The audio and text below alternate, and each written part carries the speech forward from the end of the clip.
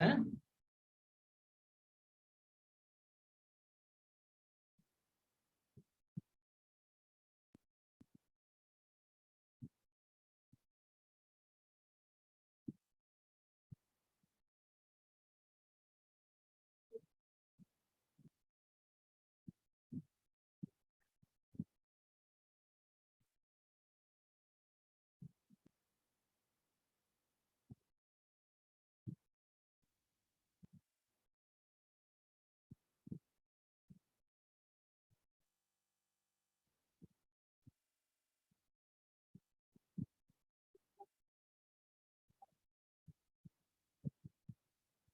अब बताओ आज कौन सा चैप्टर स्टार्ट करना है? आयशा, इरम, सफा ऑल्सो।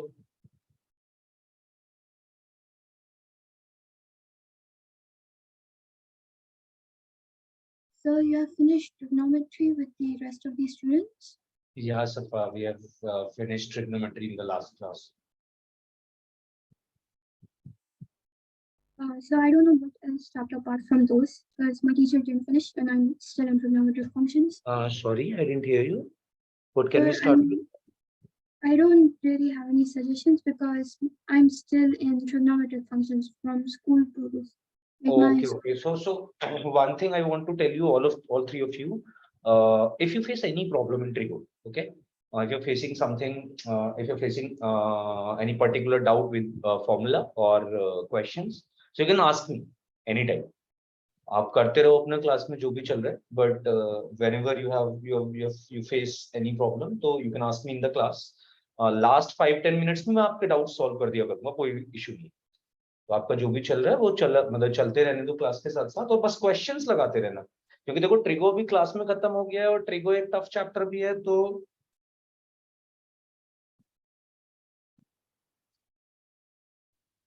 मतलब ट्रिगो में प्रॉब्लम्स आएंगी तुम्हें। मैं ऑल आई वांट टू से is this, I know problems आएंगी, इसीलिए मैंने दो क्लास में, लास्ट दो क्लासेस में क्वेश्चंस इसीलिए मैं करा रहा था, काफी क्वेश्चंस मैंने कराए भी है।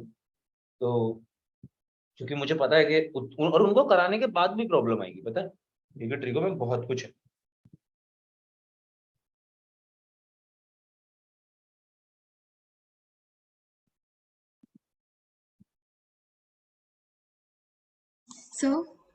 हाँ जी, रिलेशंस एंड फंक्शंस स्टार्ट कर सकते हैं?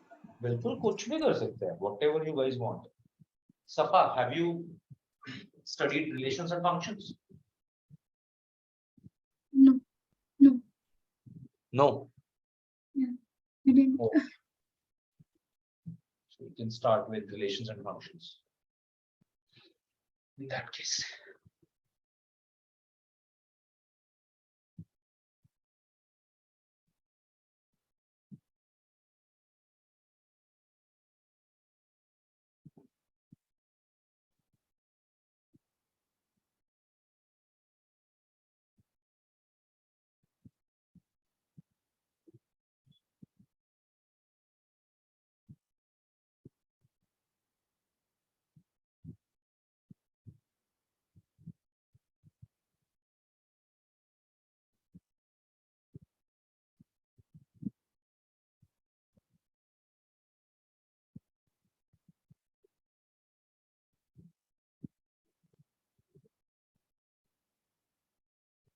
बस एक मिनट यार, मैं कंफर्मेशन ले लूँ कि कोई और तो नहीं आ रहा है, तो फिर हम स्टार्ट कर सकते हैं relations and functions.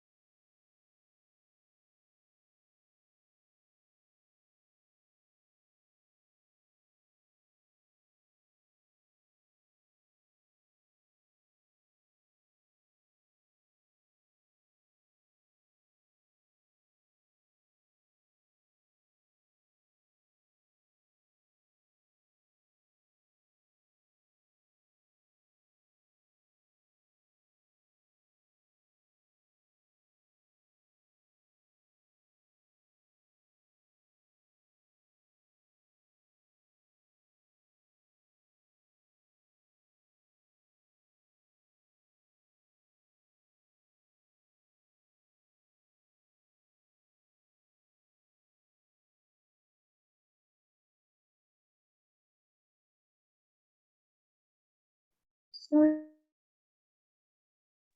Ji. are you speaking? You were on mute, right? I couldn't hear what you said. We will start with relational function. Just 1 minute. I am confirming कि कोई और तो नहीं आ रहा है बस इतना. Okay, okay. Yeah.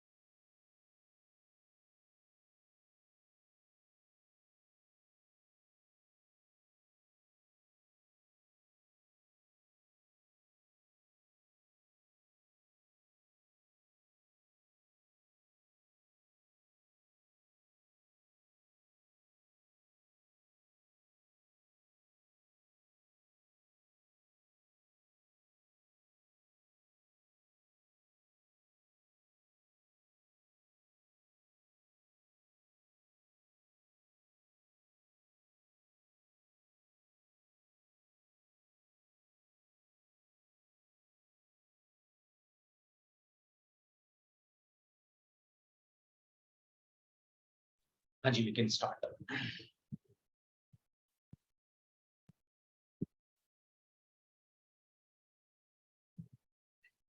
चलिए तो फिर रिलेशंस एंड फंक्शंस से पहले एक बार में बस हल्का सा सेट्स रिवाइज करना पड़ेगा. रिवाइज कर मतलब मैं आपको एक दो बातें बता देता हूँ सेट्स के बारे में कि रिलेशन फंक्शन दोनों साल चैप्टर आएगा, 11th में भी और 12th में भी. फर्स्ट ऑफ ऑल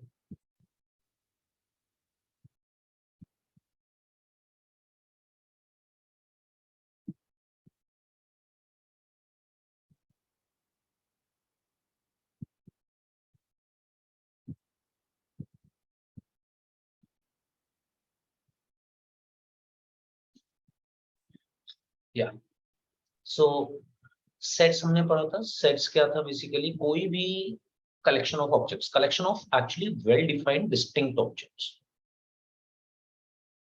दो वर्ड काफी इंपॉर्टेंट थे, एक वेल डिफाइंड और एक distinct.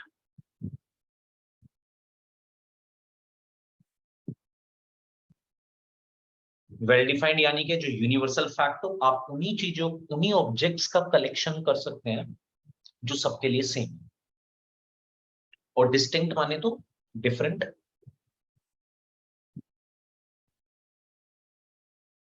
So basically when you are collecting some well-defined distinct objects, you can form a set. For example, let's make a form of first five.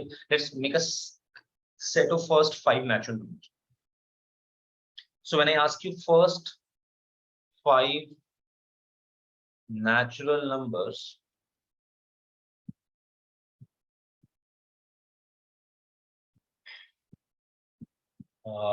Iram इसका answer देगी, मेरे को बताएगी पहले पांच नेचुरल नंबर्स कौन से होते हैं। फाद हम रिलेशन फंक्शन से स्टार्ट कर रहे हैं, बट उससे पहले हम थोड़ा सा सेट्स का बहुत ही हल्का सा बेसिक उठा रहे हैं बस, और उसके बाद हम रिलेशन एंड फंक्शन से शुरू करें।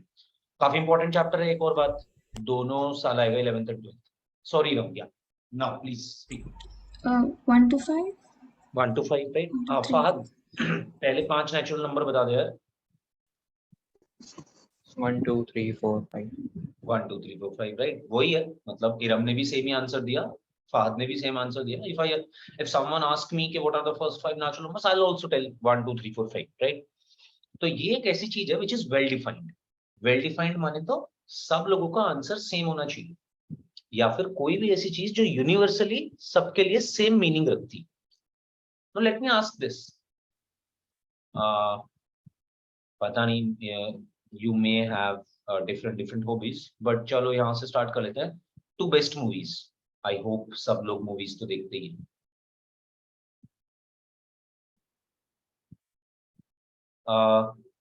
आयशा बताएगी कौन सी बेस्ट टू मूवीज हैं according to you, obviously. What are the two movies you like the most?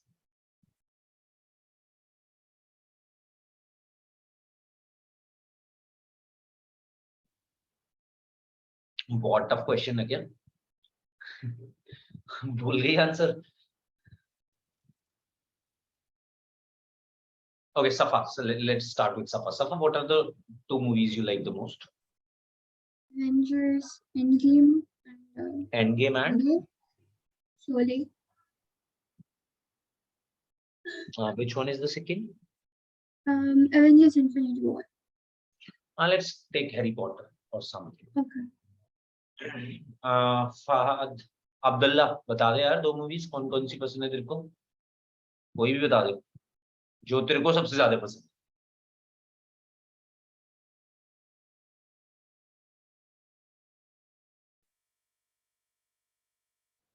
है। इरम,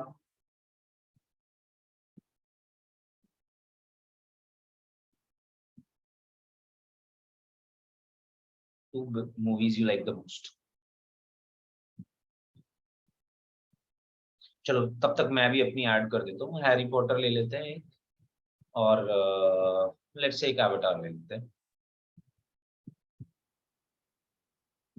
फाद, इरम, आयशा, कोई भी एक बंदा और सजेस्ट कर दो मेरे को दो movies. Spider-Man Homecoming. Spiderman and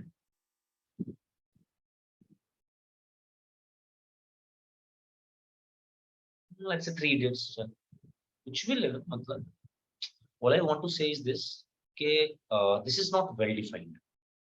Okay, see, when we are talking about two best movies, Safa answered these two, I answered these two, Iram answered these two, and we all have our different answers, which is perfectly okay. There's nothing to worry about because we all have different opinions, we all have different choices in life, right? So when I say two best movies, it depends on the person to person. It depends on the person to whom you are asking this question, right? तो एक चीज थी well defined जिसके लिए universally सबका answer same था, और एक चीज थी ओपिनियन बेस्ड। तो जब भी हमारे पास वेल डिफाइंड ऑब्जेक्ट्स होंगे तभी हम सेट बना सकते हैं। इसमें हम सेट नहीं बना पाएंगे क्योंकि टू बेस्ट मूवीज कोई सी है ही नहीं, मतलब सबके लिए अलग अलग है टू बेस्ट मूवीज, तो सेट कैसे बनाओगे? तो वेल डिफाइंड का मतलब ये होता है कि सेट्स आप अगर लिखना चाहते हैं, फॉर एग्जांपल किसी भी सेट को लिखने के लिए आप कैपिटल लेटर का यूज करते हैं। चलिए मैं इसका सेट लिख के दिखा रहा हूं, तो मैं इस सेट को कैपिटल ए बोल रहा हूं और इस सेट के अंदर आना चाहिए 1 2 3 4 5। हाँ जी, सेट सभी ने पढ़ा हुआ है? हैंड रेज कर दीजिए जिसने सेट नहीं पढ़ा है। फटाफट।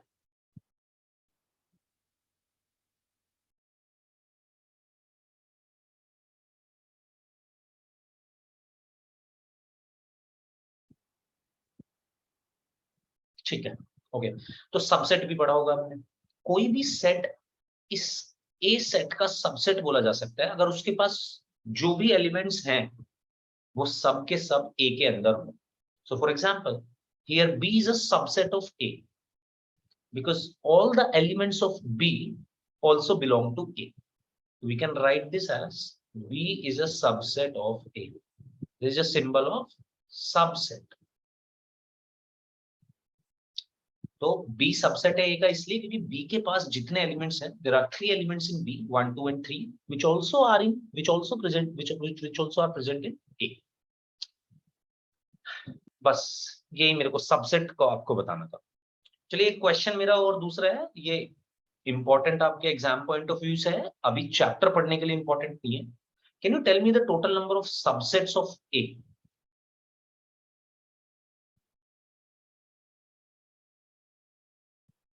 Total number of subsets of A. जैसे कि बी जो मैंने अभी एक सेट लिखा है ये ए का सबसेट है, ऐसे ही मैं और कितने सबसेट लिख सकता हूं ए के?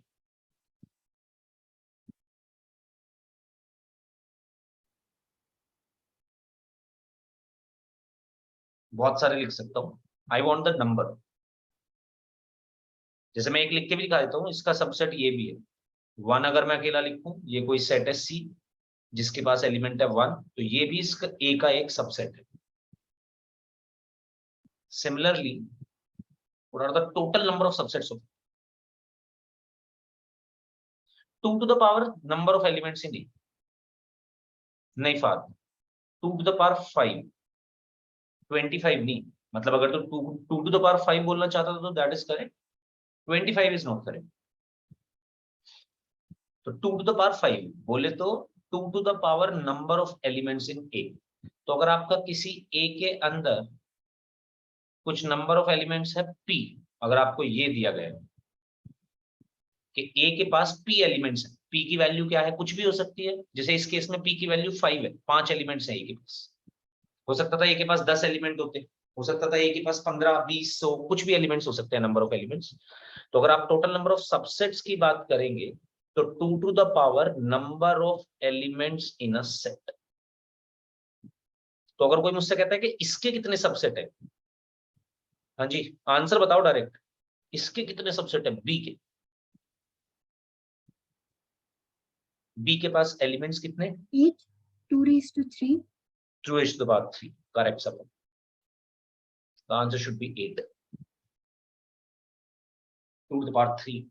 बी के मैं 8 सबसेट दिखा सकता हूँ, अभी दिखाने की जरूरत नहीं है, ये सब हम पहले ऑलरेडी पढ़ चुके हैं। तो ये थोड़ा सा सेट्स का बेसिक था। Now coming to the relations and functions, can I remove this by the way, if you want to write something तो invite you. Safa, if you haven't written, you can raise your hand. Okay, just raise your hand till the time you are writing it. और जैसे ही तुम इसको पूरा लिख लेते हो, just I mean down your hand.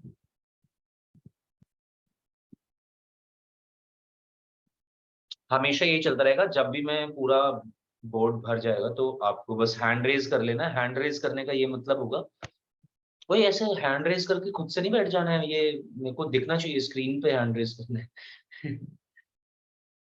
तो हैंड रेज करके बस आप रखो, तो I will get to know कि अभी आप लिख रहे हो, आपने लिखा नहीं है पूरा। एंड जैसे ही आप हैंड डाउन करोगे तो मैं समझ जाऊंगा कि आप लिख चुके। और अगर आपने लिख लिया है, मैं पूछ रहा हूँ, तो आपको कुछ बोलने की जरूरत नहीं है, इट मीन्स कि आप लिख चुके हो।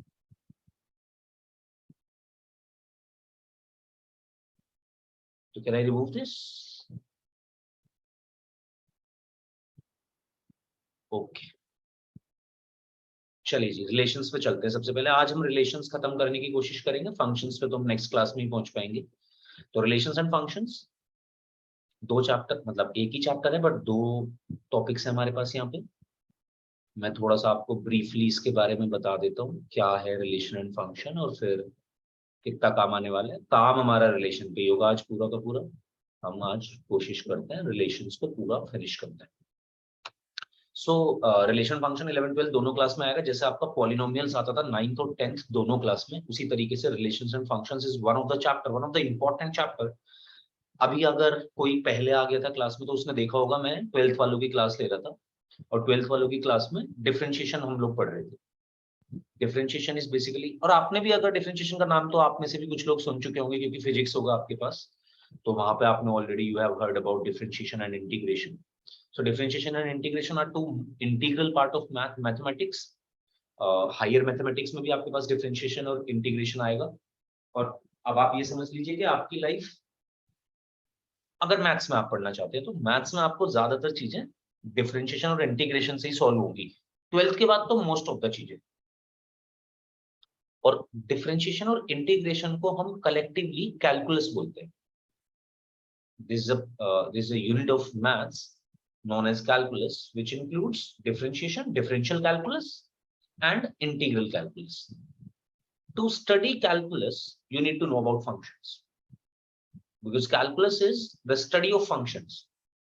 But if you don't know function, how will you study about functions? How will you know the different operations which we can do on functions?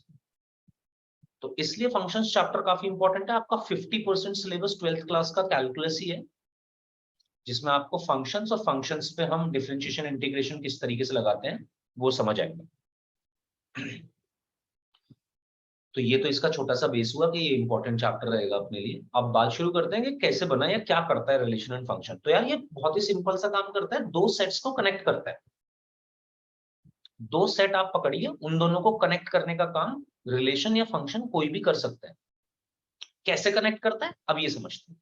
चलिए सबसे पहले तो बात शुरू यहां से करते हैं कि हमारे पास सेट लिखने का तरीका होता था। मैंने आपको बताया था वेन डायग्राम के बारे में। आप पता नहीं आपने मुझसे सेट्स पढ़ा है या नहीं पढ़ा है। नहीं पढ़ा है तो कोई बात नहीं, मैं बता देता हूँ, और अगर पढ़ा है तो आप ये बात पहले से ही जानते होंगे। तो लेट्स से आपके पास एक सेट है। अभी आपने एक सेट लिखा था 1 2 3 4 5, जिसको आप ऐसे लिख सकते हैं, करली ब्रेसेस के अंदर आप अपने सारे एलिमेंट्स लिख दीजिए कॉमा से सेपरेट करते हुए। सो this is a set A which contains 1 2 3 4 5। इसी सेट को एक लिखने का तरीका तो हुआ ये, और एक मैं इसको ऐसे भी लिख सकता हूं कि मैं इसको ओवल शेप में ऐसे ये एक सब ओवल शेप बना दूं और इसके अंदर अपने एलिमेंट्स लिख दूं 1 2 3 4 5। So this and this is the same. This is also a representation of set in diagrammatic form. Diagram से हम रिप्रेजेंट करके दिखा रहे हैं, या ज्योमेट्रिकली तो नहीं बोलेंगे, डायग्राम से हम रिप्रेजेंट करना दिखा रहे हैं।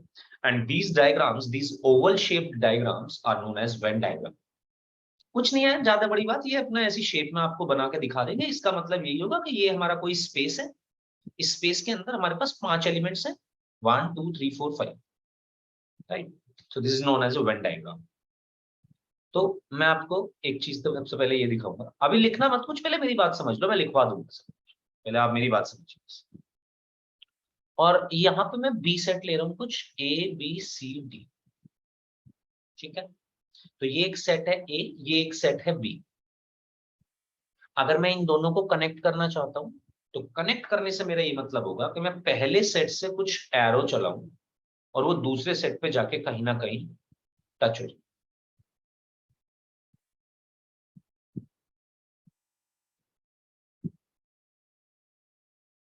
कहां से चलाऊं, कहां टच हो, वो सब अलग बात है अभी। बट ये अगर जो मैंने लिखा है ये कनेक्शन है, आप ऐसे समझ सकते हैं।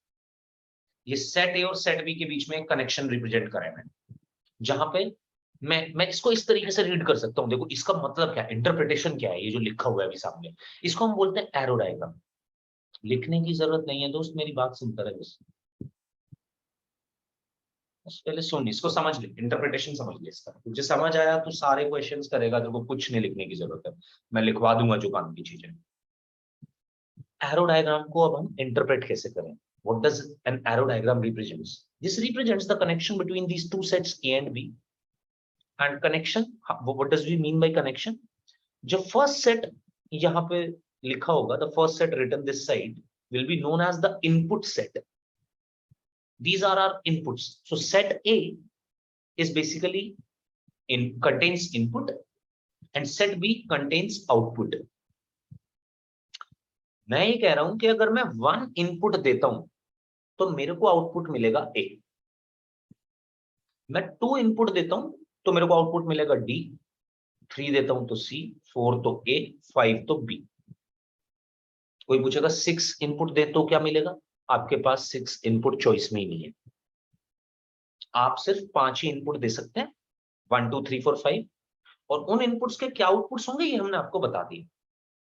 बहुत ही सिंपल इसका ये इंटरप्रिटेशन, राइट। इसको हम लिख के कैसे दिखा सकते हैं? ऐसे लिख के दिखा सकते हैं, देखो जरा ध्यान से देखते जाओ। 1 A, 2 D, 3 C, 4 A, 5 B। इसको मैं ऐसे भी लिख के दिखा सकता हूं, इनको कॉमा से सेपरेट कर दीजिए और इसको एक सेट के अंदर बंद कर दीजिए, तो और अच्छा रिप्रेजेंटेशन हो गया। बस ये बेसिकली इन सब का कलेक्शन। अब इसका क्या मतलब है जी? 1 A का वही मतलब है, 1 इनपुट तो A आउटपुट, 2 इनपुट तो D आउटपुट, 3 इनपुट तो C आउटपुट। ये एक तरीके से ऐसी तो लिखा हुआ जैसे आपको एक 2D पे पॉइंट लिखते हैं, x, y की तरह, 1, 7, 1, 10। मैं नहीं कह रहा यहाँ पे ABCD होगा हमेशा, या यहाँ पे 1 2 3 4 5 ही होगा हमेशा। ये चीजें चेंज होती रहेगी, ये कुछ भी हो सकता है, इधर A सेट के अंदर, B सेट के अंदर भी कुछ भी हो सकता है। ये तो कलेक्शन ऑफ ऑब्जेक्ट्स है, ऑब्जेक्ट्स तो बदलते रहेंगे, बदल जाए कोई दिक्कत नहीं है। आपके दोनों सेट्स के ऑब्जेक्ट बदल सकते हैं, नो वरीज, जो भी होंगे ऑब्जेक्ट्स। बट हाँ, ये मतलब कभी नहीं बदलेगा कि पहला सेट के ऑब्जेक्ट्स इनपुट बोले जाएंगे, दूसरे सेट के ऑब्जेक्ट्स आउटपुट बोले जाएंगे।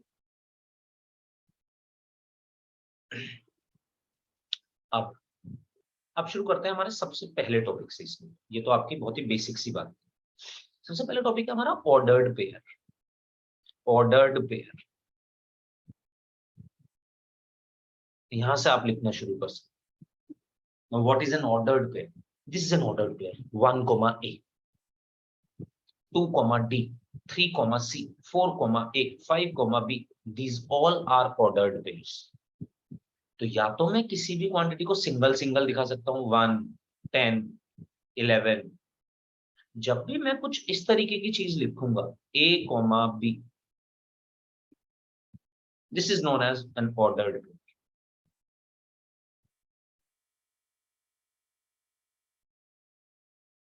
In which first element is A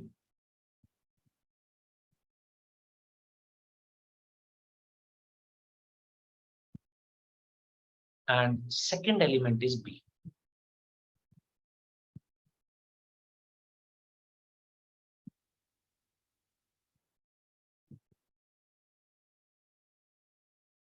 वैसे ही बहुत ही सिंपल सी बात है ये सब, तुम सब जानते हो, बस तुम्हें पता नहीं, इनके नाम नहीं पता, बस तुम्हें मैं नाम बताने की कोशिश कर रहा हूं। जैसे ये एक 3 चीजों का कलेक्शन है, तो इसको मैं ऑर्डर्ड ट्रिपलेट बोल दूं। ट्रिपलेट, पहला एलिमेंट ए है, दूसरा एलिमेंट बी है, तीसरा एलिमेंट सी है। 4 चीजें लिखी होती है ऐसे ही, तो क्वाड्रिपलेट। आपको वहां तक जाने की जरूरत नहीं है, बस आपको एक कॉन्सेप्ट समझने की जरूरत है। अब मेरा एक क्वेश्चन है, ठीक है, ध्यान से सुनते जाना। जो मेरे क्वेश्चंस होंगे वो तुम्हारे डाउट्स होने चाहिए या तो, और अगर नहीं है तो कभी ना कभी आएंगे, इसलिए वो क्वेश्चंस मैं तुमसे अभी पूछ ले रहा हूं जिससे तुम्हारी अंडरस्टैंडिंग क्लियर हो जाएगी। तो मेरा क्वेश्चन है दोस्त, ये एक ऑर्डर ट्रिपलेट है फॉर एग्जांपल, तो मैं आपको पहले कुछ एग्जांपल्स दिखा देता हूँ इनके। हमारे सिलेबस में ऑर्डर्ड पेयर ही है, ऑर्डर ट्रिपलेट तक हमें जाने की जरूरत है नहीं वैसे, पर मैं फिर भी आपको बता रहा हूँ क्योंकि कोई बहुत बड़ी बात है नहीं। फॉर एग्जाम्पल ये एक ऑर्डर्ड पेयर है 1, 2। क्या आप मुझे बता सकते हो 1, 2 का फर्स्ट एलिमेंट क्या है?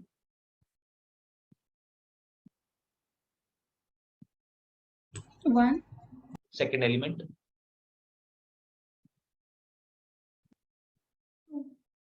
2, right? ठीक है. अच्छा, what is the first element? What is the first element of this ordered pair? जो मैंने 0. लिखा 0 and second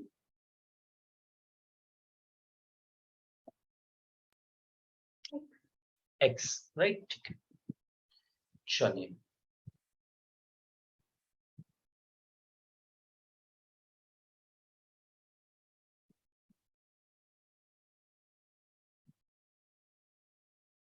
चलिए जी, अब छोटे छोटे फर्क, थोड़े छोटे छोटे डिफरेंसेस निकालना शुरू करते हैं.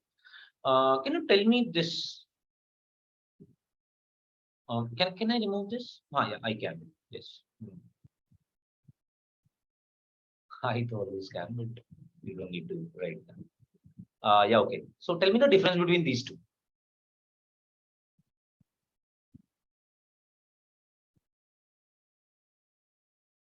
Can you spot the difference? वो देखो, आंसर फटाफट देने हैं हमेशा, कभी घबराने का तो कोई पॉइंट ही नहीं है यार क्लास में. मुझे पता है तुम गलत आंसर दोगे भाई, तुम ऐसे क्यों सोच रहे हो कि तुम सारे सही आंसर दे दोगे. मैं तुमसे गलत आंसर निकलवा लूंगा, तुम ऐसा मत सोचा करो यार. तुम्हें गलत ही आंसर देने के लिए मैं पूछ रहा हूँ तुमसे, पहले तो ये समझ लो. तो इसलिए फटाफट आंसर देते जाया करो, जो दिमाग में आए आंसर दे दो. चलो बताओ. सर ब्रैकेट डिफरेंट है. Correct, very good. इससे कोई फर्क First पड़ेगा? one is a ordered triplet and the second one is a set. हाँ, exactly. So both of you are correct. Iram ने उसी चीज को मैथमेटिकल सेंस में बोल दिया, और सफा ने उसी चीज को डेफिनेशन की सेंस में बोल दिया. But both of you are correct. एक सीधा सीधा मेरे को डिफरेंस ये दिखाई दे रहा है कि भाई पहले वाला स्मॉल ब्रैकेट्स के साथ है, दूसरे वाला कर्ली ब्रैकेट्स के साथ है. तो पहले वाला एक ऑर्डर्ड ट्रिपलेट है और दूसरे वाला एक सेट है. Both of you are correct. अब मेरे को एक बात और बताओ, मतलब क्या है इस बात का? एक ऑर्डर ट्रिपलेट और एक सेट है, इन दोनों में डिफरेंस क्या होता है?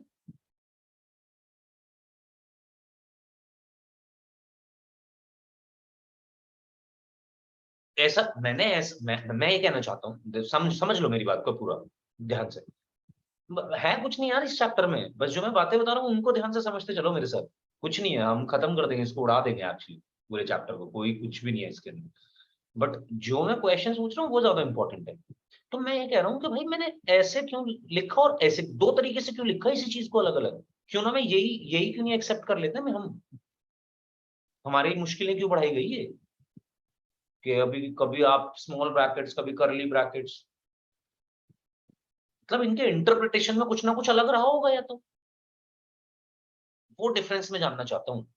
हमें लिखने की जरूरत ही क्यों पड़ी भाई इसकी? क्यों नहीं चाहिए मुझे तो ये ना. मैं तो इससे ही काम चला लूंगा. ये भी तो वही दे रहा है जो ये दे रहा है. ये भी 1 2 3 लेके बैठा है, ये भी 1 2 3 लेके बैठा है. What's the difference? Why do we need to write this and this? आपके मन का जो भी आंसर हो यू कैन टेल.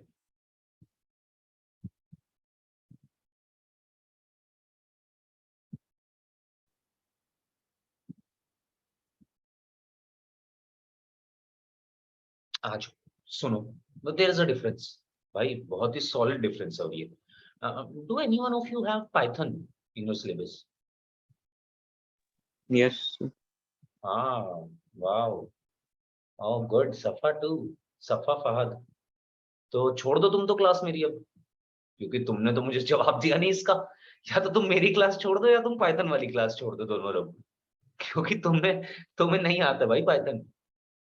तुमने पढ़ा है ये पाइथन में, फहद एंड सफा. अच्छा मुझे बताओ, सेट्स पढ़ा था पाइथन में? सर मैं एक्चुअली था नहीं है, मैं अभी आया हूँ, मुझे पता नहीं आप क्या पूछ रहे हो. अच्छा, मैं ये पूछ रहा हूँ इन दोनों में डिफरेंस क्या है. 1 2 3 है, ये मैंने दो चीजें लिखी हुई है यहाँ पे, एक ये और एक ये. What's the difference between these two? The second one is one of them is a list or 1 minute. Second one is a set. Let me help you.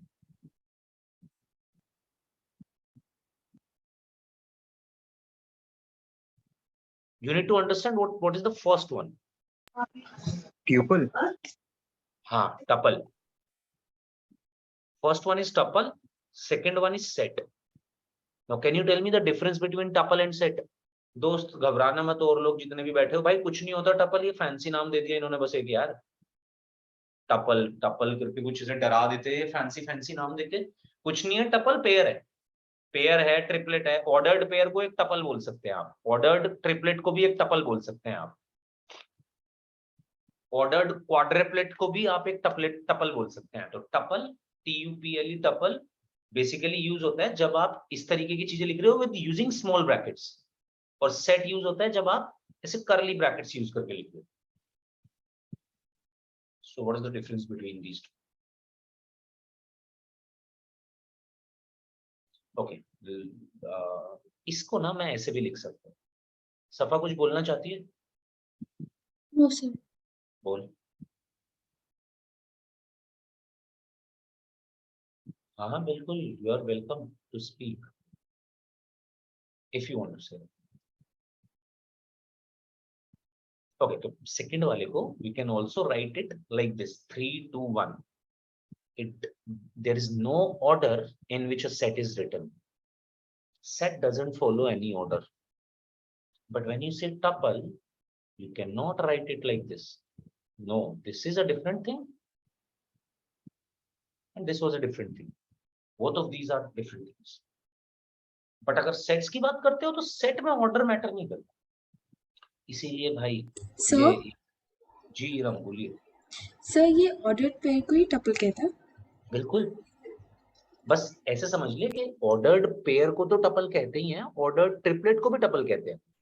किसी भी चीज को अगर तू ऐसे कॉमा से सेपरेट करते हुए लिखे और विद इन स्मॉल ब्रैकेट्स में बंद कर दे तो वो टपल हो जाता है.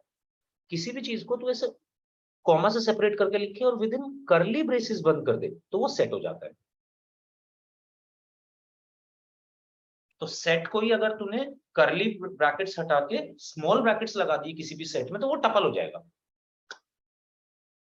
जैसे कि तूने अगर 1,2 ऐसे लिखा होता तो मैं बोलता ये एक सेट है, बट अगर तूने 1,2 ऐसे लिख दिया तो मैं बोलूंगा ये एक टपल है.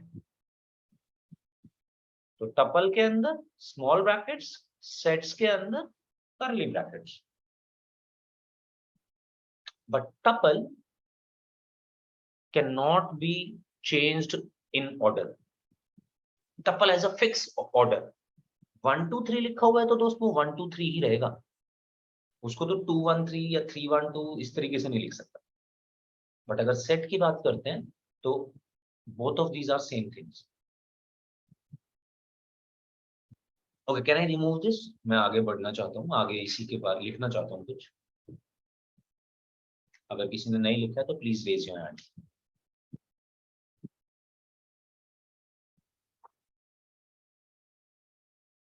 Wait a minute.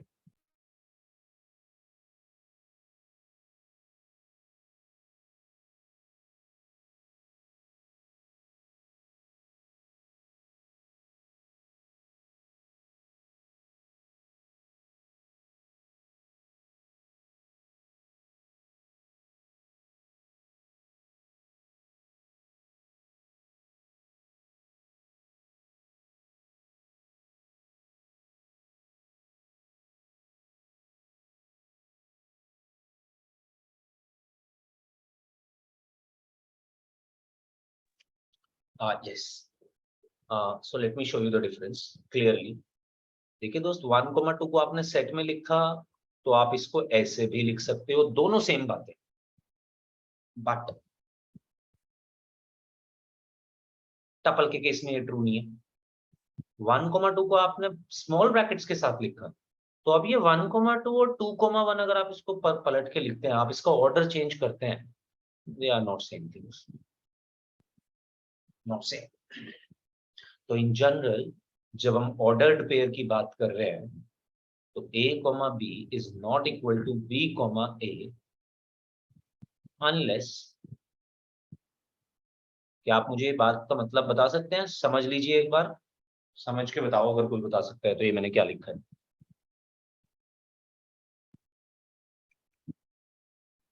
मैं ये कह रहा हूं कि A, B की वैल्यू B, A के बराबर नहीं होगी.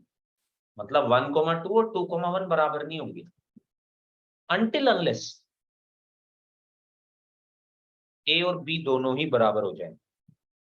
मतलब 1,2 और 2,1 तो बराबर नहीं है, और अगर 1,1 को लिखूं और अब इनको ऑर्डर चेंज करूं तब तो सेम है ना भाई। तो ऑर्डर तभी चेंज हो सकता है बस टपल में, चेंज नहीं हो रहा, वो भी सेम ही ऑर्डर बनता है, मतलब जब दोनों वैल्यूज सेम। ये फर्क है, इसीलिए उसका नाम दिया गया ऑर्डर्ड। ऑर्डर मैटर करता है, कौन पहले लिखा हुआ है कौन बाद में लिखा हुआ है, इट मैटर्स। एक सेकंड बस, अभी मैं आ रहा हूं। सेट में ये मैटर नहीं करता है। सेट में आपका कोई भी एलिमेंट पहले लिखा जा सकता है, कोई भी बाद में लिखा जा सकता है। टपल आपको दिया जाएगा या फिर ऑर्डर्ड पेयर आपको दिया जाएगा, जैसे लिखा हुआ है वही एक तरीका है लिखने का, बस उसको आप बदल के नहीं लिख सकते। हाँ जी, अभी you can ask me anything. Sir अगर इनमें से जैसे कि एक नेगेटिव हुआ इसके -1 और फिर 1 उसको अगर चेंज करें एग्जाम्पल बताओ। -1 और 1 ठीक है, -1 एंड 1 तो अभी चेंज नहीं कर सकते, क्योंकि जैसे तू चेंज करेगी देख 1, -1 बन जाएगा। These are not equal.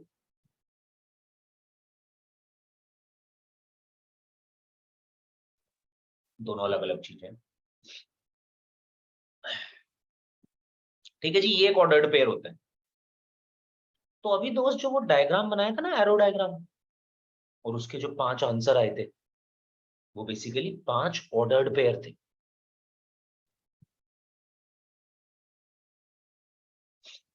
तो जब भी हम रिलेशंस या फंक्शंस की बात करते हैं तो हमारे जो आंसर आएंगे वो ऑर्डर्ड पेयर की फॉर्म्स में आएंगे। अभी छोड़ो, रिलेशन फंक्शन को थोड़ा साइड में रखते हैं। सबसे पहले आपने ऑर्डर्ड पेयर समझा, चलो मैं इसको कुछ एग्जांपल देता हूं आपको।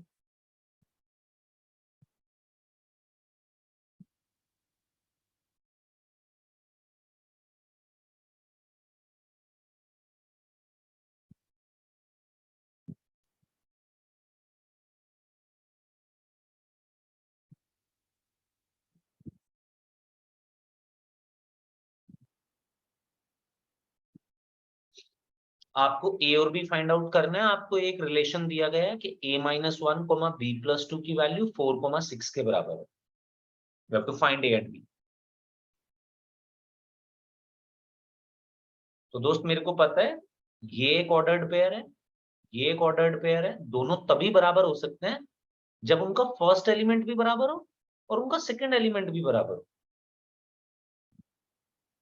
यानी कि a-1 की वैल्यू होनी चाहिए 4 के बराबर एंड b+2 की वैल्यू होनी चाहिए 6 के बराबर। तो अगर आपको कभी भी दो ऑर्डर्ड पेयर या कोई भी टपल किसी दूसरे टपल के बराबर दिया हुआ है तो हर corresponding element of first tuple should be equal to the corresponding element of second tuple. तो a-1 की पहला एलिमेंट पहले के बराबर, सेकंड सेकंड के बराबर, तीसरा दिया होता तो तीसरा भी तीसरे के बराबर होना चाहिए। यहां से a की वैल्यू आ गई आपके पास 5 और यहां से b की वैल्यू आपके पास आ गई 4।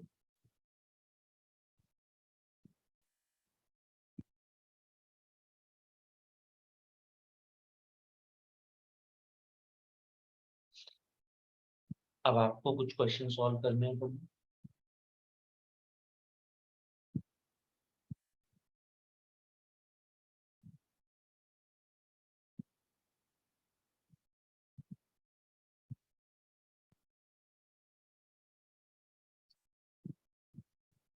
चलिए जी, A and B find out. A and B, a+b, -2 की वैल्यू -1, 3a-2b के बराबर दी।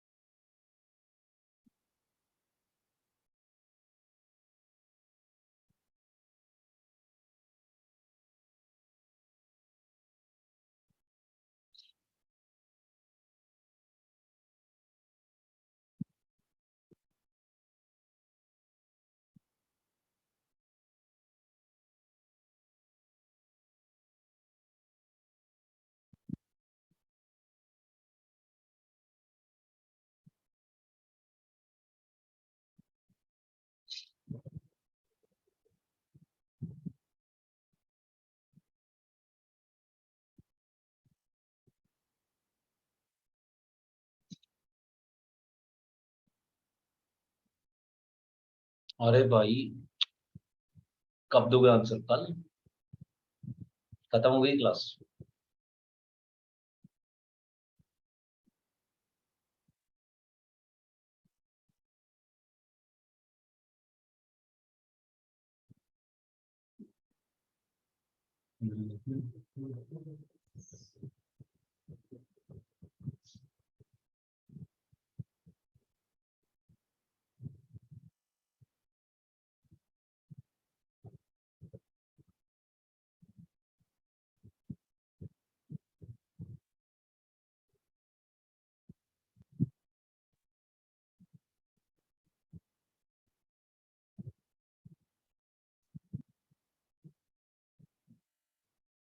ओके, ठीक है।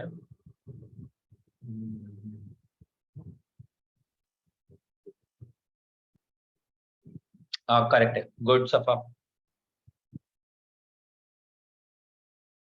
हाँ, बस एक आंसर मेरे को मिलता रहेगा यार, फिर मैं आगे बढ़ता रहूंगा, मतलब मैं क्वेश्चन सॉल्व कराता रहूंगा फिर।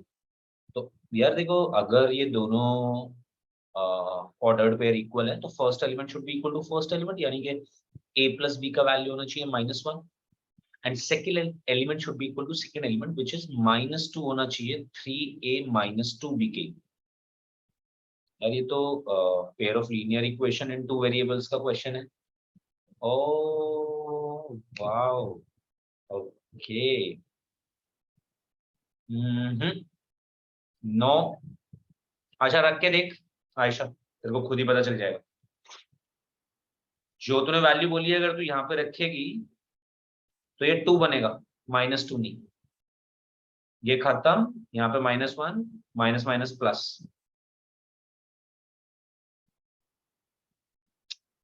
खैर कोई नहीं, ये आप ऐसे सॉल्व कर सकते हो।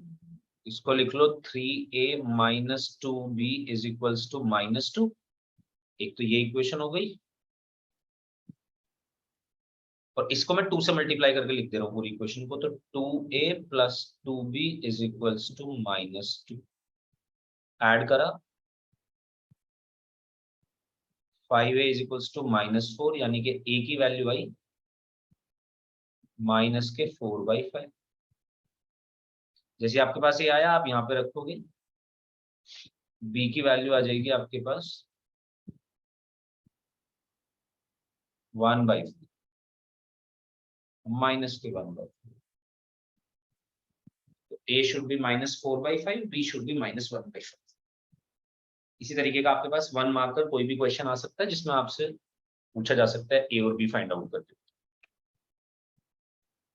तो पहली चीज ordered pair. Now coming to the second thing, Cartesian product of two sets.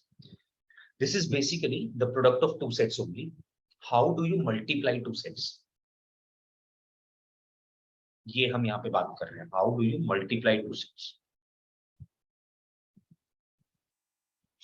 कैसे करेंगे समझ लेते हैं ये। हम before going for the definition and technical part एक करके देख लेते हैं। पहले हेडिंग डाल दीजिए, इसके बाद Cartesian product of two sets.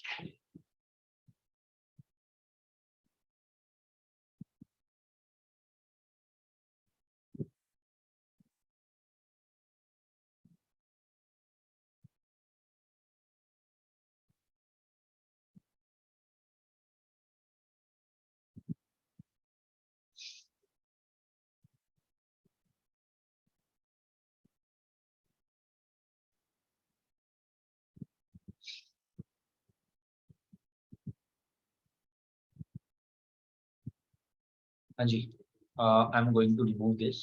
I hope you all have written, if not please raise your hand. ठीक है, तो मेरे पास एक सेट है ए, जो भी आपने लिख हेडिंग डाल दिया उसके बाद ही आप ये क्वेश्चन शुरू कर सकते हो, 1 2 3। और एक सेट है B, A comma B. I want to write A cross B. This is basically Cartesian product of A and B.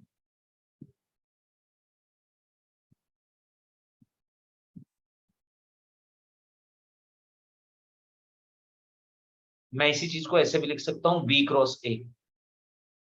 दोनों बातें अलग अलग है भाई।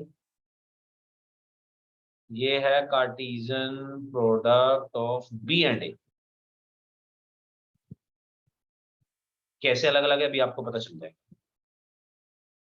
जब ए क्रॉस बी, जब आप दो सेट्स को मल्टीप्लाई करना चाहते हैं, जब आप उनका कार्टेशियन प्रोडक्ट निकालना चाहते हैं, तो ए क्रॉस बी का मतलब ये है कि आप ऑर्डर्ड पेयर बनाएंगे। इसके आंसर पहला एलिमेंट ए से आएगा, दूसरा एलिमेंट बी से आएगा। अब आप ए के एलिमेंट उठाना शुरू करिए, सारे के सारे ए के एलिमेंट को सारे के सारे बी के एलिमेंट से कनेक्ट कर दीजिए। So let's take one from A. If you take one from A, you'll have two choices in the set B. You can either write 1 comma A or you can write 1 comma B. Then coming to the second part, if you take 2 from set A, you have 2 comma A and you have 2 comma B. Now take 3 from set A, 3 comma A and 3 comma B. So basically, you have to explore all the possibilities in which the ordered pair can be formed, so that the first element is from A and second is from B. You iterate this one by one, and you consider all the possibilities. तो आपने पहले 1 उठाया A से, 1 के जितने pairs बना सकते थे बनाए, फिर 2 लिया, जितने बना सकते थे बनाए, 3 लिया, जितने बना सकते थे बनाए। और अगर आप इन सारे ऑर्डर्ड पेयर का कलेक्शन ले लो, तो ये यानी कि उसका एक सेट बना दो, तो ये एक कार्टेशियन प्रोडक्ट बोला जाता है ए और बी का। आयशा समझ आई ये बात? Yes sir. चल मेरे को बी क्रॉस ए लिख के बताएगी, मैं हेल्प करूंगा, अगर कहीं भी गलत होगा टेंशन मत ले, ट्राई कर। A, 1, गुड, A, 2, ठीक है, A, 3, good. B, 1, B, 2, B, 3। क्या ये दोनों सेम है? नहीं, क्यों अलग अलग है? उसमें भी तो 1 कोमा ए था, यहाँ पे भी तो ए कोमा 1 है, अलग क्यों है? क्योंकि 1 comma A and A comma 1 same नहीं है, दोनों अलग अलग चीजें। ये दो अलग अलग ऑर्डर्ड पेयर है। इस ऑर्डर्ड पेयर में फर्स्ट एलिमेंट 1 है, इस ऑर्डर्ड पेयर में फर्स्ट एलिमेंट ए है। Am I correct? यस। यही बस हमें डिफरेंस स्पॉट करना है। That's how we can know the difference between the Cartesian product of two sets. So in the first product, first element is always from set A and second element is always from set B, and we have explored all the possibilities. In the second product, first element is from set B and second is from set A, and we have again explored all the possibilities. So if I say what is A cross B, A cross B is a set of all the elements, all the ordered pairs, I should say. A cross B is a set of all the ordered pairs A comma B, such that A belongs to A and B belongs to B. This is the technical definition. This is how you understand, is how you write mathematically what is A cross B. But the important thing is this example. Write this down, please. फटाफट। Sir आप ये last वाला जरा repeat कर सकते हैं? बस यही बोल रहे हैं आयशा कि ए क्रॉस बी का जो हाँ हाँ बोल दो। कुछ पर्टिकुलरली कुछ पूछना चाहती है तो बता दें, नहीं तो मैं ये पूरे एक बार नो explain- सर यही वाला यही। ठीक है ठीक है। तो ए क्रॉस बी में हम ये कह रहे हैं कि देखो ए क्रॉस बी एक सेट होगा, ये जो हमने करली ब्रैकेट लगाया इसका मतलब ये है ए क्रॉस बी एक सेट होगा। किसका सेट होगा? ऐसे एलिमेंट्स ए कॉमा बी जैसे एलिमेंट्स का सेट होगा। ए कॉमा बी ऑर्डर्ड पेयर का सेट होगा। अब ऑर्डर्ड पेयर क्या है? ऑर्डर्ड पेयर का पहला एलिमेंट जो है वो ए से आएगा हमेशा, दूसरा एलिमेंट जो है वो बी से आएगा। जितने भी ए हैं यानी कि जितने भी स्मॉल ए के अंदर लाई करते हैं, सो बेसिकली जितने भी एलिमेंट्स ए के अंदर है वो भी सारे लो, जितने भी एलिमेंट्स बी के अंदर है वो भी सारे लो, और जितने ऑर्डर्ड पेयर बना सकते हो बना दो, उन सारे ऑर्डर्ड पेयर का सेट ए क्रॉस बी बन जाएगा, ये कहना चाहिए। We can read it like this: A cross B is a set of ordered pairs A comma B, small a comma small b, such that small a belongs to capital A and small b belongs to capital B. ये उन सारे ordered pair का set है जो आप बना सकते हैं इन दो सेट्स ए और बी।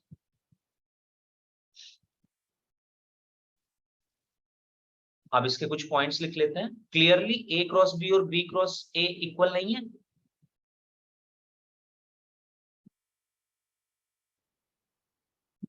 इसमें किसी को भी कोई डाउट हो तो पूछ ले मुझसे। यहाँ पे हम देख सकते हैं, हमने ऊपर एग्जाम्पल इसीलिए पहले करा क्योंकि सारे आंसर्स हम एग्जाम्पल्स के बेसिस पे निकाल सकते हैं। Always try to work something out in terms of examples. When you solve 1-2 examples, so you get to know about the concept a better, So? a lot better. Yeah. तो फिर ये sets में क्यों similar होता है? तो फिर ये नहीं, आपने कहा ना A cross B is not equal to B cross A, तो फिर ये सेट्स में क्यों सिमिलर होता है और इसमें क्यों नहीं होता? सेट में इसलिए सेम होता है, मतलब सेट में क्या है ना कि सेट ऑर्डर्ड पेयर से नहीं बनता। जब ये तूने नॉर्मल सेट लिखा तो यहाँ पे ऑर्डर्ड पेयर नहीं इंक्लूड हो रहे थे, यहाँ पे एक एक एलिमेंट था बस, इसमें भी एक एक एलिमेंट था बस। बट जब तू ए क्रॉस बी लिख रही है तो इस सेट में ऑर्डर्ड पेयर इंक्लूड हो रहे हैं। जब भी ऑर्डर्ड पेयर के सेट बन रहे होंगे तो वो ऐसे इक्वल नहीं होंगे। हाँ, तू ये जरूर कर सकती है, मान ले तूने ऐसे लिखा 1,2 एंड 2,3, ये तेरे पास एक सेट है, दो ऑर्डर्ड पेयर्स का ही है, तो इनका ऑर्डर चेंज जरूर कर सकती है। यहाँ पे एक एलिमेंट है 1,2, 1 अकेला कोई एलिमेंट नहीं है, 1,2 एज अ होल एक एलिमेंट है, और एक एलिमेंट है 2,3। तो तू इसको अगर ऐसे लिखना चाहती है 2,3 एंड 1,2, यानी कि तूने अपने एलिमेंट्स का ऑर्डर बदल दिया, बदल दे, कोई दिक्कत नहीं है। बट हाँ, तू इसको ऐसे नहीं लिख सकती कि 1,2 की पोजीशन आपस में चेंज कर दे या 2,3 की पोजीशन आपस में चेंज कर दे, नहीं। तू पूरे एलिमेंट को उठा के पहले लिख ले बाद में लिख ले, चलेगा,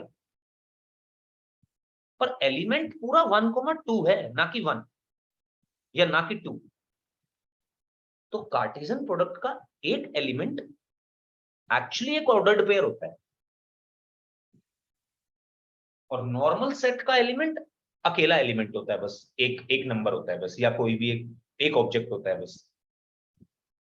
पर कार्टेशियन प्रोडक्ट के केस में एक एलिमेंट बेसिकली एक ऑर्डर्ड पेयर होता है। इसलिए ए क्रॉस बी और बी क्रॉस ए सेम नहीं है। ए क्रॉस बी में ऑर्डर्ड पेयर जो बनेंगे वो पहले ए से एलिमेंट आएगा, दूसरा बी से आएगा, जबकि बी क्रॉस ए में एलिमेंट जो बनेंगे वो बनेंगे जो पहला बी से आएगा और दूसरा ए से आएगा। अच्छा, कब ये इक्वल हो सकते हैं, मेरा नेक्स्ट क्वेश्चन आप लोगों से ये, ए क्रॉस बी और बी क्रॉस ए दोनों इक्वल कब हो सकते हैं?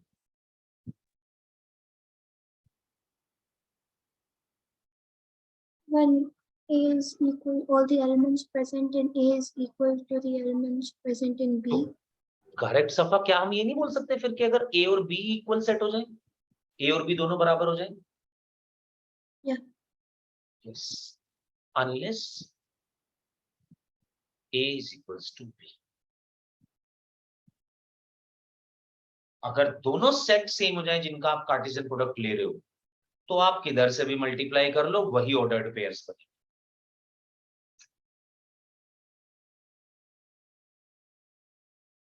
चलो कुछ क्वेश्चन है, फटाफट करो, देखें आपको आया कि नहीं ऑर्डर्ड पेयर। फिर कुछ और पॉइंटर्स भी लिखने हैं एक दो इसके अंदर, वो लिखते हैं, पहले एक बार आप करके देखो।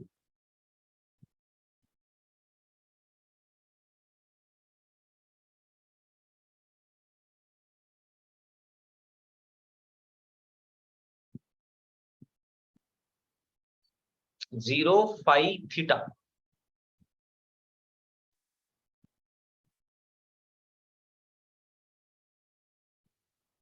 फटाफट सब लोगों ने बनाना है। फिर हम इसको डिस्कस करेंगे, देखते हैं किस किसका गलत है, किसका सही है, किसको बात समझ आएगी, किसको नहीं।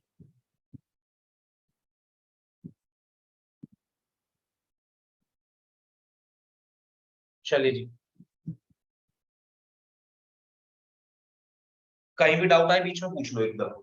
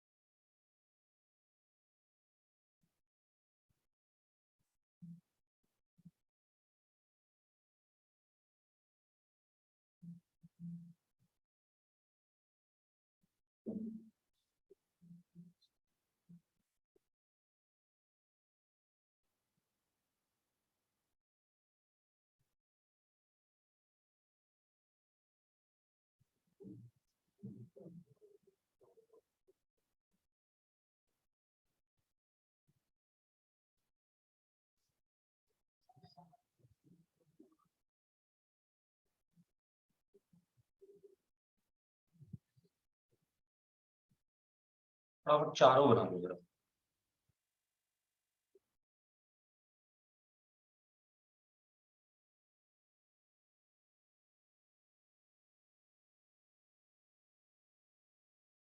अभी हम इजी वाले स्टफ पे हैं, मुझे एक दो चीजें और अच्छी भी करानी है अभी इसमें।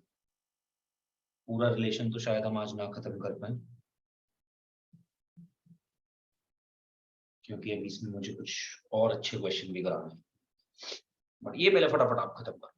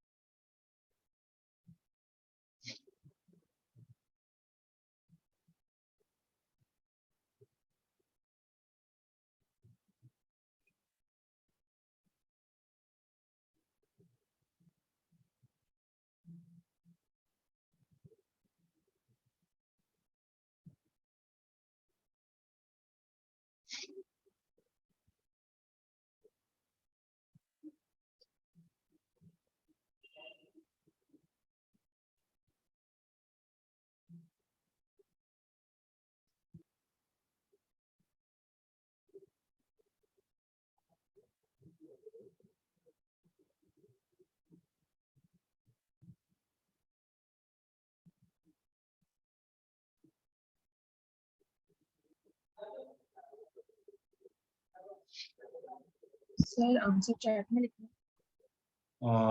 कितने हो गए हैं बता। सारे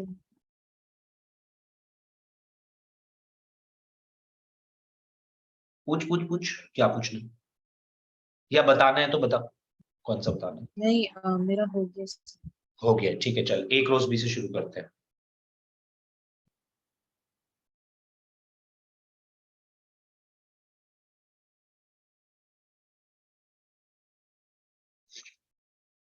एक रोज भी बता।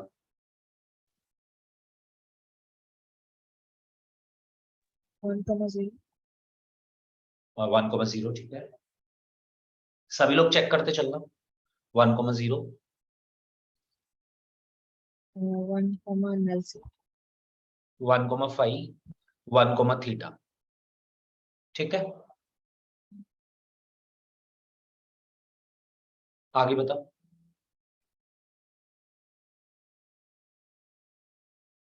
-1, -0, हाँ पूरा बता दे मेरे को, फटाफट बताते चले जाओ।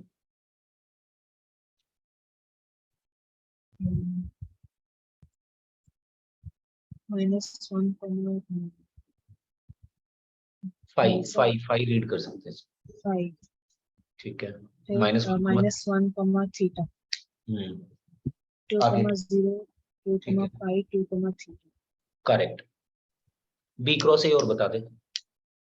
0, 1, 0, -1, 0, 2, 5, 1, 5, -1, 5, 2, theta, 1, theta, -1, theta, करेक्ट है। इरम ए क्रॉस ए बता दे जरा।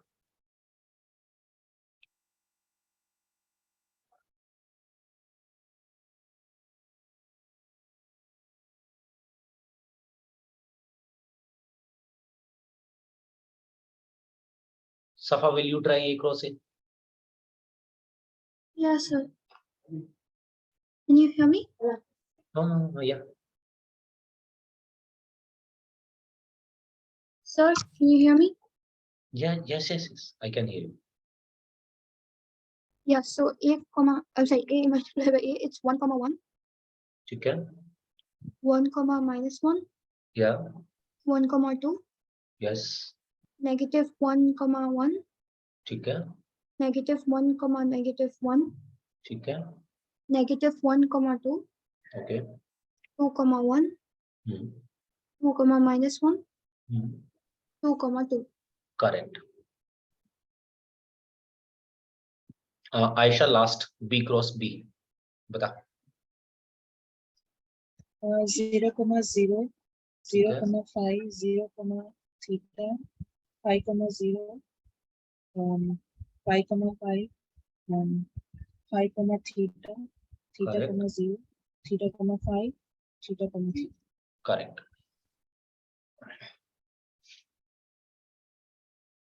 आई होप चारों लोगों ने ये लिख लिया है। Iram, is it completed? Abdullah and Iram. Yes, sir. Okay Abdullah yes sir. ठीक है, समझ आई ये बात? कोई डाउट है, किसी को कुछ पूछना हो तो यू कैन आस्क मी। चलिए नेक्स्ट। अब आपने ए क्रॉस बी में जरा फटाफट से मुझे एलिमेंट्स बताओ कितने हैं, कोई भी बता दो। ए क्रॉस बी 9 या अच्छा एक बार जरा पीछे वाले एग्जांपल पे आओ। ए क्रॉस बी के देखो, ए थे 3 एलिमेंट, बी थे 2 एलिमेंट, ए क्रॉस बी के अंदर कितने एलिमेंट्स आए थे लास्ट एग्जांपल में? तो हमने ये वाला यूज किया 6. 6 थे, राइट? या तो यार अगर हम ए क्रॉस बी लिख रहे हैं तो हम कर क्या रहे हैं? हम 1 के जितने पेयर्स बन सकते हैं वो बनाए। 2 पेयर बन सकते थे 1 के, 2 1 के लिए, 2 2 के लिए, 2 3 के लिए, तो टोटल हो गए 6। यहाँ पे देखो 1 के भी 3 बन सकते हैं, -1 के भी 3 बन सकते हैं, 2 के भी 3 बन सकते हैं, तो 3 + 3 + 3 9। तो बेसिकली मैं ये कहना चाह रहा हूँ कि अगर मैं नंबर ऑफ एलिमेंट्स निकालना चाहता हूँ ए क्रॉस बी में, तो कुछ ज्यादा लोड नहीं है। सिंपल सिंपल आप ए के एलिमेंट्स और बी के एलिमेंट्स को बस सीधा सीधा मल्टीप्लाई कर दो, जितने भी नंबर ऑफ एलिमेंट्स ए के अंदर है एंड जितने भी नंबर ऑफ एलिमेंट्स बी के अंदर है। और ध्यान दो, इतने ही एलिमेंट्स बी क्रॉस ए में भी आएंगे भाई। तो number of elements A cross B में निकालो या बी क्रॉस ए में निकालो, दोनों बराबर है। सेट दोनों अलग अलग है, ए क्रॉस बी और बी क्रॉस ए अलग अलग चीजें हैं दोनों, पर नंबर ऑफ एलिमेंट्स दोनों के अंदर सेम ही है। इसमें भी 6 थे, इसमें भी 6 है। तो सिंपल, अगर आप नंबर ऑफ एलिमेंट्स आपको दिए जाते हैं और आपसे पूछा जाता है, तो मैं एक और क्वेश्चन दे रहा हूं, मैं आपको बता रहा हूं number of elements A cross B के अंदर कितने हैं? 6 हैं। And my question is, what can be the possible values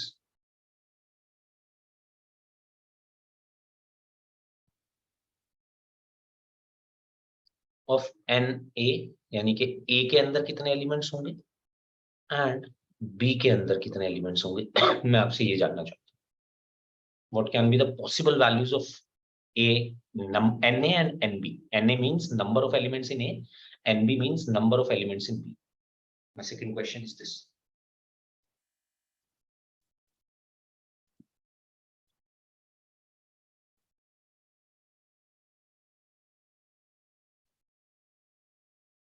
Number of threes.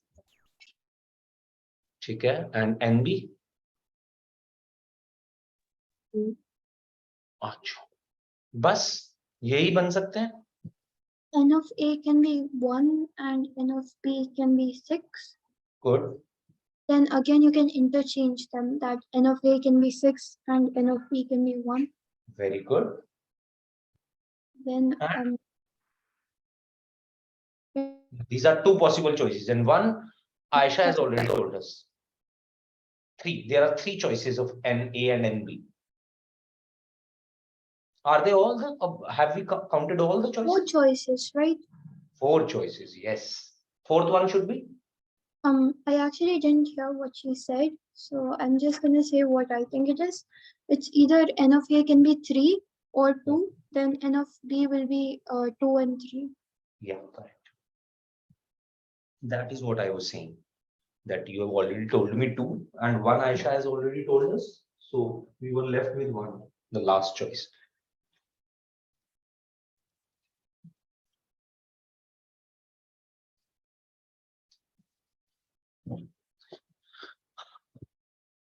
Okay, so I have this number of elements in A cross B. I already know are 6. So I know the number of elements in A. I can write this as number of elements in A into number of elements in B. मेरे को basically दोनों के number of elements का product दिया हुआ है, तो मुझे क्या करना चाहिए? मुझे 6 को ऐसे लिखना चाहिए. Basically, I have to factorize. I have to write 6 as a product of two numbers. It can either be 1 into 6 or 2 into 3 or 3 into 2 or 6 into 1. And in this case, NA can be. So there are first of all 4 possibilities.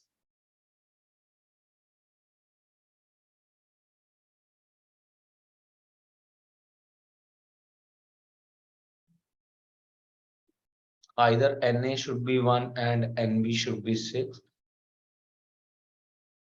First. Then second is, या आप NA को number of elements A में 2 लो और B के अंदर elements 3 होने चाहिए, तो भी हमारे पास total number of elements will be 6 in A cross B. या फिर ये 3, ये 2, या फिर ये 6 and ये 1. 4 अलग अलग choices हैं. आप कोई भी इसमें से combination लेंगे तो आपके पास A cross B के अंदर 6 ही elements हैं. Please feel free to ask your doubts if you have any.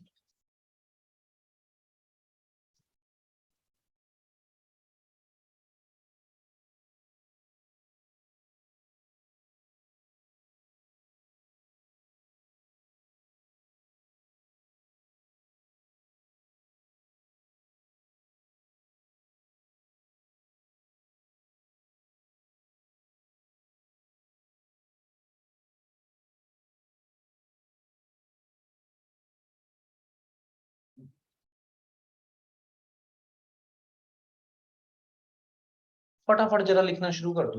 A set दिया मैंने आपको, बी सेट दिया. मैं चाहता हूं आप ए क्रॉस बी और बी क्रॉस ए लिखें. सभी लोग पहले इसे लिख लीजिए. अगर कोई भी डाउट है तो बीच में मुझसे पूछ लीजिए, और अगर नहीं तो इसे लिख दीजिए जरा.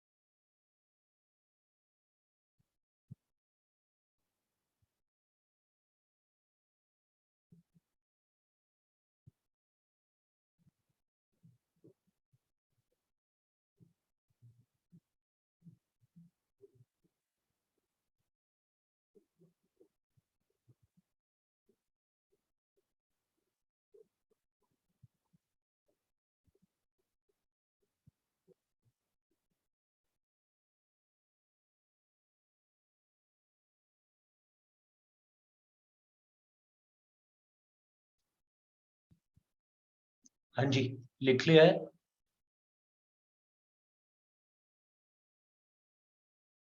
जरा फटाफट चेक कर लो एक बार।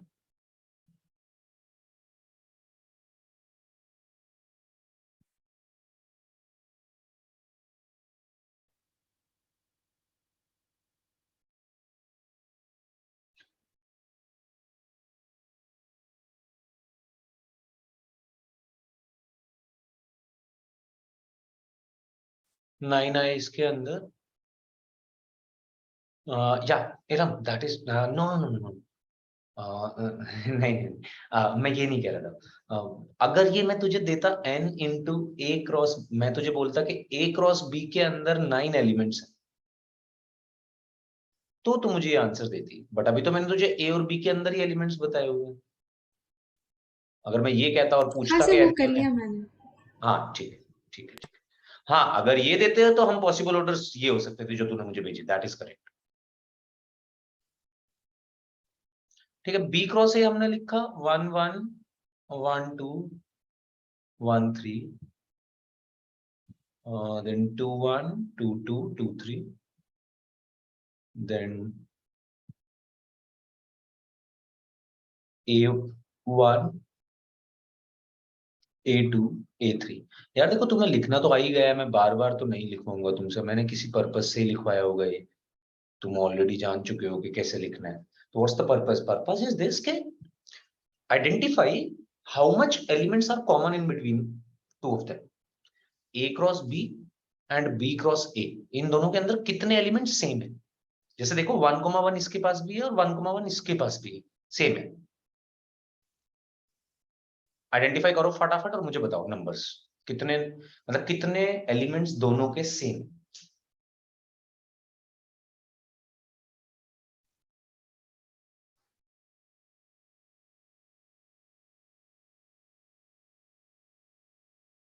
Safa, I didn't hear you if you have said something. So can you just repeat what you asked? I mean, I Uh, couldn't. I want to know the common elements of A cross B and B cross A. What are the common elements in both of Like them? A should be equal to B in the No, no, order. no, no, no, no, no, no. I want to ask what are the number of common elements in A cross B and B cross A. For Okay. example, see 1,1 is in A cross B as well as in B cross A. So 1,1 is a common element in both of them. Yeah. Correct, Aisha.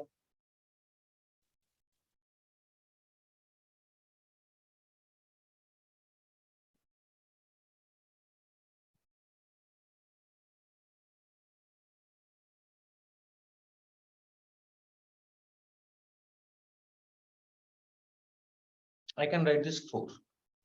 Correct, Aram. There are 4 elements 1,1, 1,2, 2,1 and 2,2 which are present in both of them, A cross B as well as B cross A. So I have written कि A cross B intersection B cross A, यानी कि इन दोनों के बीच में जो common elements हैं वो है 4। क्या आप मुझे बता सकते हो number of elements in A and B के बीच में कितने कॉमन एलिमेंट्स हैं? 2, right? 1 and 2 both are present in A and B. This is another property. What is the property? That if number of elements in A cross B, sorry, if number of elements in A intersection B, A intersection B का मतलब A और B के बीच में कितने elements common है, अगर आपको ये पता है तो लेट्स से आपको पता है A और B के बीच में जो कॉमन एलिमेंट्स है वो है K, then number of elements in A cross B intersection with B cross A is K square.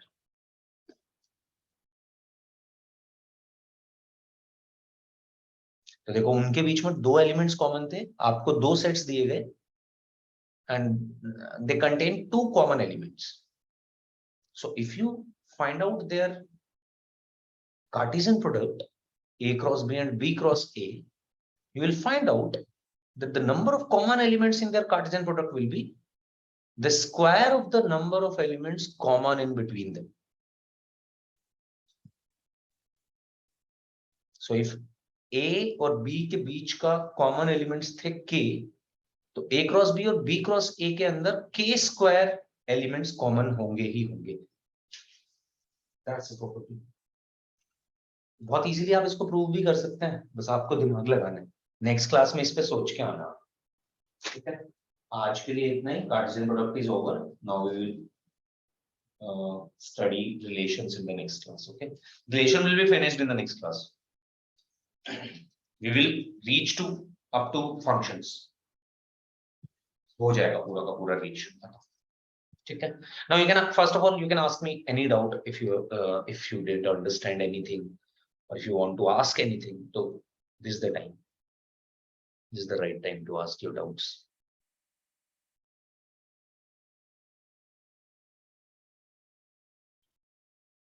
Okay, ठीक है. इन दैट केस आप स्टार्ट कर सकते हैं अपना फर्स्ट एक्सरसाइज से.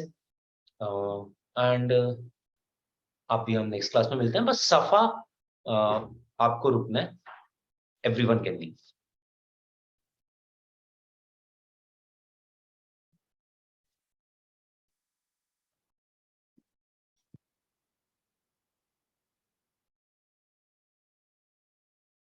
Safa, I just want to ask, are you preparing for something else other than CBSE? I mean, like you're asking for competitive exams, sir? Yes. Yeah, sir. I'm like JE, JEE, and maybe SAT as well. Safa, I actually forgot. From where did you belong? Where do you belong? I mean, India. Okay, and where in India? Hyderabad. Okay, Right. Okay, so you are preparing for JEE, or have you started preparing for JEE, or are you Not thinking? now, sir, because right now my school, everything, it started a bit late because of the board exams. So Okay. after, like maybe next week, I'll begin. Okay. Actually, I wanted to talk about this only. I think you should prepare for JEE first of all, because are you good in maths? Like, what do you think about yourself? You are good in maths? Maybe I am a bit. Yeah, I will And say that's a I tough am question good. to answer, I know. Yeah, I will say I am good, not bad. Okay, so you do understand maths, right? Yeah, And what about physics and chemistry? physics and chemistry, it's okay. Yeah, like I can cope up with both of them. I understand things. And what's your favorite subject out of all Maths. three? Maths. Maths and computer Oh. science. That's a very good thing for me. So I just wanted to suggest you that you should start preparing for JEE. And these things are very easy. अभी जो भी हम कर रहे हैं ये तो बहुत easy है. And but see, NCERT will not be enough for JEE. Yeah. You need to buy some good books first of all, and Sorry, sir? you need to buy some good books for Okay. preparing JEE. I'll suggest you some books. Yes. Wherever you study, doesn't matter, here or anywhere else. You just remember these books. Okay. There are two famous publications for JEE. One is Shinge's publication. All the books are good. And one is Arihant publication. All the books are good. So these two publications cover the whole JEE segment only. Okay. Dedicatedly, they prepare books for JEE and JEE Mains, JEE Advanced, and there are so many other exams as well. I'll inform you when the time comes. But before that, so there are two publications, and if I talk about the best book available in these publications, so Shanghai's has these series of 5 books. Basically, these are the books are divided on the basis of units. First is for algebra, then coordinate. I do have all the PDFs available with me, but if you want to buy hard copy, that will be better because we do not study with PDFs. हम बस start करते हैं और छोड़ देते हैं PDF को. तो अगर हार्ड कॉपी होती है तो वो अच्छा होता है, बट हाँ अगर तुम्हें सॉफ्ट कॉपी चाहिए तो वो मेरे पास सारी अवेलेबल है, सारी इनकी भी और भी बहुत सारी बुक्स हैं. But if you follow them rigorously and dedicatedly, so you can score really good in maths.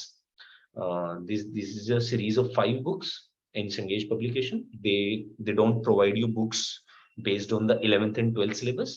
They provide you books based on units. And 11th 12th में हम मैथ्स पढ़ते भी यूनिट वाइज ही हैं. ऐसे 11th और 12th के हिसाब से नहीं पढ़ते हैं. So JEE. हाँ can जी. you send these PDFs to me? Yeah. I can send you these PDFs. Certainly.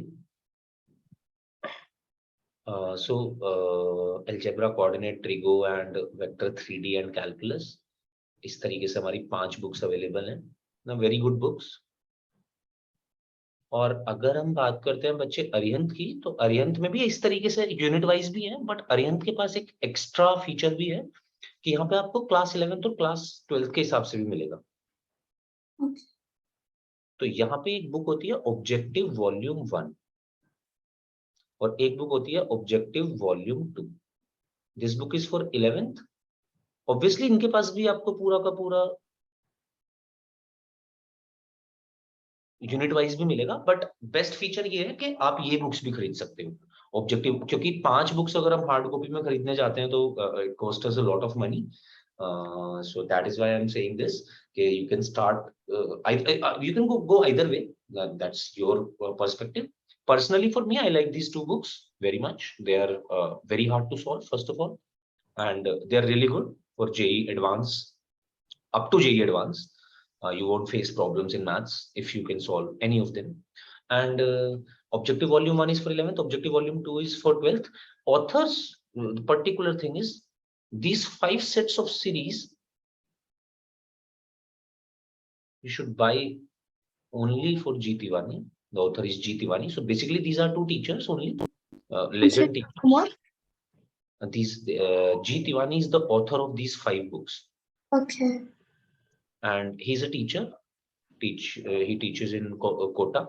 And Objective Volume 1 and Objective Volume 2 is written by Amit M. Agrawal. Again, another teacher. Actually, he was my teacher. I studied from him, Amit M. Agrawal. And G. Tiwani is also a very good teacher. दोनों ही author हैं अलग अलग publication के. बहुत ही अच्छी books लिखी हुई हैं इन लोगों ने. ये इन्हें मतलब ये लोग 30 साल 35 साल से 30-35 ईयर से ये लोग पढ़ा रहे हैं. तो इनको पूरा बहुत ही अच्छे से पता है मतलब कि किस तरीके से जेई पेपर देता है, किस तरीके के क्वेश्चंस आपको प्रिपेयर करने की जरूरत है. तो मतलब हर टॉपिक कवर किया हुआ है इन लोगों ने अपनी बुक्स में. तो I would suggest you to go for any of them अगर आप जेई की प्रिपरेशन करना चाहते हैं. और दूसरा कि करो मेरे हिसाब से तो if you are interested in PCU only then, Yes. तो आप कर सकते हो और इन बुक्स के साथ आपको प्रिपरेशन करना है. Sir, like, can you send these PDFs if you have to? Yeah, I have these PDFs. I don't have these PDFs. Objective Yeah, Volume 1, okay. Objective Volume 2. I do have other books from Arihant publication, though. If you want them, so I can also send them. You can either tell me your email ID or something, so we can work this Sir, out. I'll give you my father's email ID for this. Yeah, sure. I'll Or type it in the you chat. write mine and Okay, I'll write this.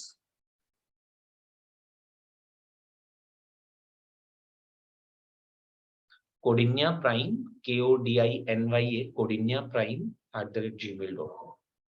And Okay. you send me a mail, I'll be